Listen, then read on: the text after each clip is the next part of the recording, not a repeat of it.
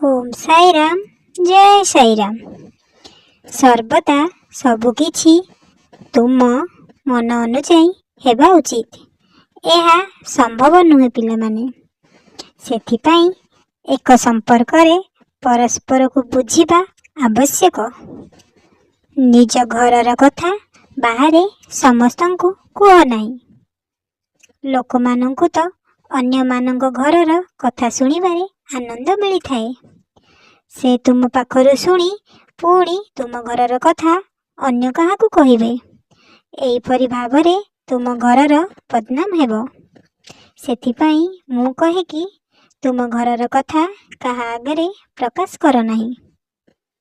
केवल जेउ माने तुमर अति निकटतर, जहाकु तुमे भल भाबे जानिछ एवं भल भाबरे बुझिछ, जहा पाखरे निज कथा कही मन को शांति मिलिबो।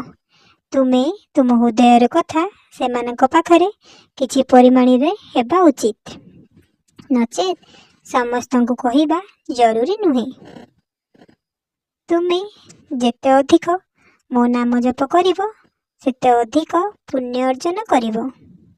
तुमे जेते थर मो लीला गुड़िक वर्णना करिबो सेते थर केवल तुमे नुहे, बरं जेउ माने तुमको शुणुछंती सेमाने मध्य तुम कारणरू सेमानक जीवन रे पुण्य अर्जन करिवे। सेथिपाई जदि तुमे तुमर जीवन रे नाम जप करिवार अभ्यास कर, तेबे तुमर दुख ह्रास पाइबो।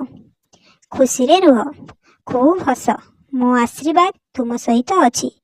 मु आसुची तुमको दर्शन देबाको। ओम साईराम जय साईराम।